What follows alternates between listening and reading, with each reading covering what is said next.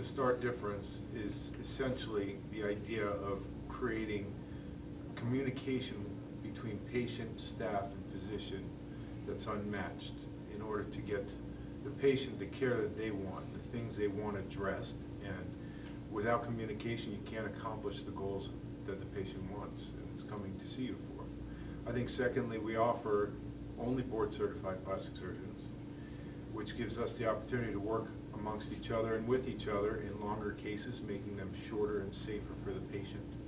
And I think the mentality of STAR is one of utmost safety and communication. Well, I've been previously to joining STAR, I was in private practice for 6 years with my senior father, Dr. George Reisin, in the Washington metropolitan area. My practice encompassed cosmetic and reconstructive surgery equally, as well as hand surgery. I was also involved with teaching residents at Georgetown University Department of Plastic Surgery, who rotated during their 5th years with my father and myself for their cosmetic surgery rotation.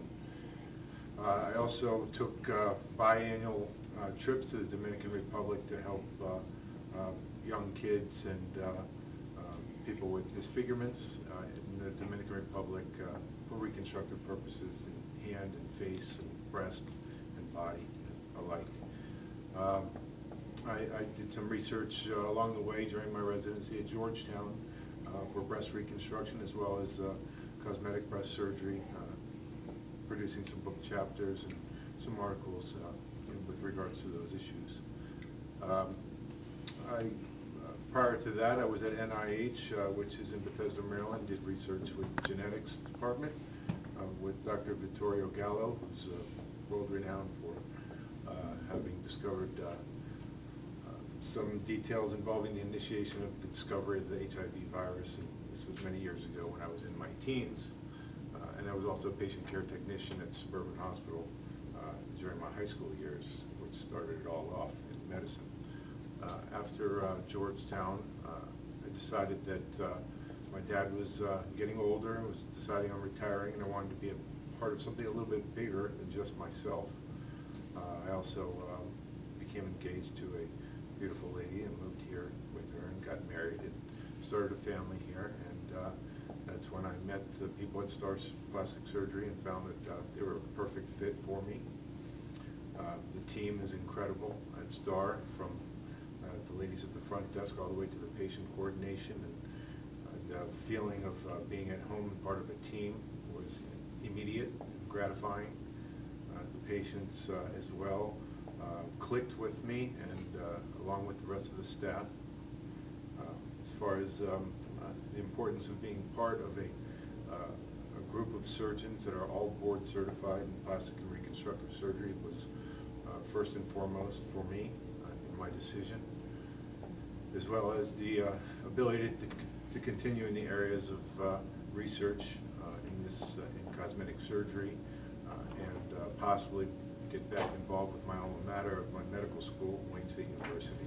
Well, I think there's many levels of when should somebody approach plastic surgery. First and foremost is disfigurement.